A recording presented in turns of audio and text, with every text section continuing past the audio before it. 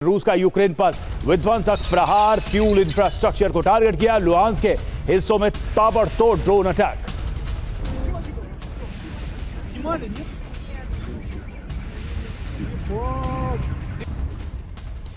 तो प्रतिशोध की आग ऑयल डिपो में ब्लास्ट हुआ है। बड़ी बात क्या है यह आप समझिए। दरअसल लुहांस्क में रूस के ताबड़तोड़ ड्रोन अटैक हुए हैं। बड़ी तेल रिफाइनरी को निशाना बनाया गया है। फ्यूल इंफ्रास्ट्रक्चर को टारगेट पर लिया गया जो अटैक किए गए रूस की तरफ से। अब हमले कहां कहां पर हुए यह भी आप देखिए। लुहांस्क, रोवेंकी, अब हमले क्यों अंजाम दिए गए। तेल डिपो से यूक्रेन की सीधी सप्लाई काटी जा रही है। यूक्रेन का रणनीतिक रिजर्व तेल भंडार नष्ट हुआ है। डिपो पर हमले से लॉजिस्टिक को नुकसान पहुंचा है। इंफ्रास्ट्रक्चर के जरूरी तेल की जो सप्लाई है उसको भी इससे पूरी तरह से रोकना एक मकसद है। अब आगे समझिए। टैंक सैन्य वाहनों का ईंधन खत्म करना भी मकसद नजर आ रहा है रूस का।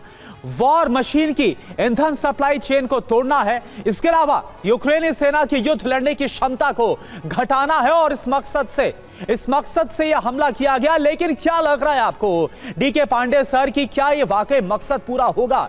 क्या ज़ेलेंस्की पर कोई प्रेशर, कोई असर पड़ेगा?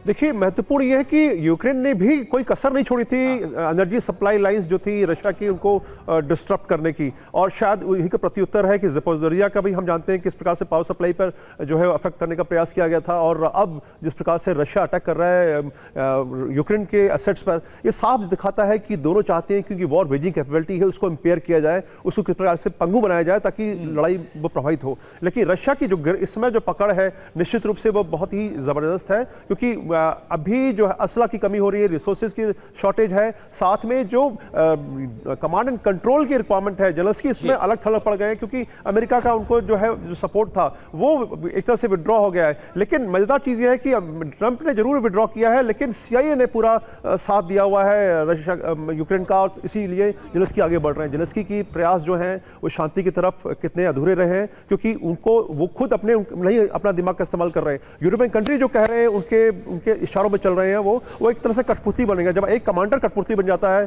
तो निश्चित रूप से जो निर्णय होते हैं वो इम्प्रैक्टिकल होते हैं और उससे जो आवश्यक जो रिजल्ट चाहिए वो नहीं मिल पाता है। तो ये लड़ाई जो है ऐसी दिशा में पहुंच रही है जहां पर कि कहा जाता है कि यूक्रेन की तरफ से ये दिशाहीन हो रही है, जबकि पुतिन जो है एकदम एक लक्ष्य पे चल रहे हैं कि हम किस प्रकार से, यानी कुल मिलाकर सर हम देख रहे हैं कि शर्तों को लेकर भी टकराव है। क्या पॉइंट्स होने चाहिए जो बातचीत के टेबल पर आने? अभी फिलहाल उसी पर कोई रजामंदी नजर नहीं आ रही है, उसी पर एक दूसरे को अपोज करते हुए नजर आ रहे हैं।